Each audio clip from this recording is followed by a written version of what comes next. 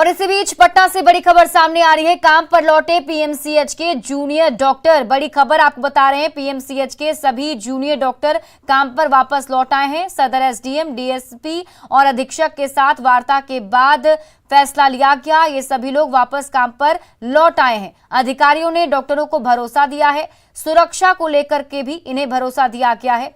कार्य बहिष्कार पर पीएमसीएच के जूनियर डॉक्टर चले गए थे। आपको बता दें कि मरीज के परिजनों पर हाथापाई का आरोप इन्होंने लगाया था और सुरक्षा की मांग को लेकर कार्य बहिष्कार किया गया था।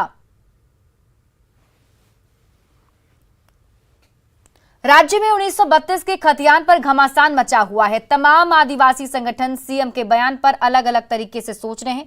कोई इस बयान को सिर्फ जुमला समझ रहा है तो कोई बयान की सच्चाई की जांच कर रहा है। इसको लेकर आदिवासी संगठनों में विरोधाभास नजर आ रहा है। इस मुद्दे पर आदिवासी संगठन से जुड़े लोगों से बात की हमारे सहयोगी संजय सिन्हा। झारखंड में 1932 के खतियान पर एक बार फिर बहस छिड़ चुकी है।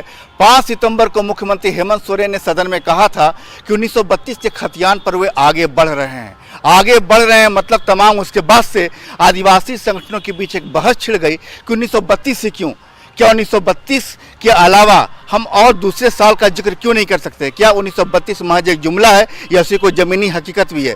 तमाम चीज़ों को हम जानेंगे। हमारे साथ यहाँ पर आदिवासी संगठन के बड़े नेता हैं, हम उनसे समझेंगे। सबसे पहले हम डॉक्टर कर्मा ओरांव के पास आएंगे, जिनकी एक अपनी पहचान रही है, चीज़ों को मुखर तरीके से रखते भी रहे। सर, एक बात जो आई है 1932 की कि हम 1932 से खतियान पर आगे बढ़ेंगे, तो क्या इसी को जमीनी सच्चाई है या महज एक जुमला है? ये ज़मीनी सच्चाई है। 1932 का खतियान जो है ऑथेंटिक सर्वे है और आज भी ऑपरेशन में है।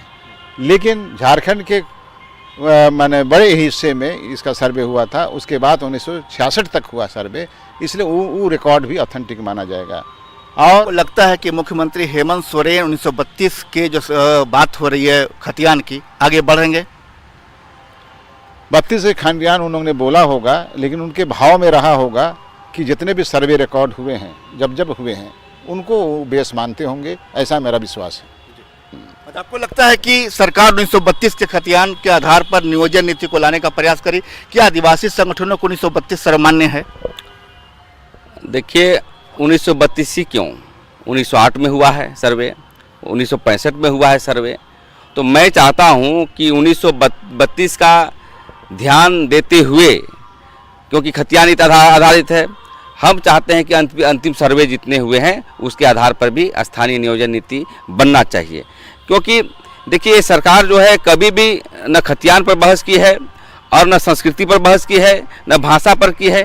किसी ये मुद्दे को लेकर के स्थानीय नियोजन नीति या कहना है कि समावेशी होना चाहिए। बिल्कुल समावेशी होना चाहिए, लेकिन खतियान के आधार पर होना चाहिए। खतियान के आधार पर होना चाहिए, ये एक तरीके से जिद भी है कि ये जो बात आ रही है 32 की, पहले भी सर्वे हुआ, नियोजन नीति उसी पर बनाने की बात हो रही है।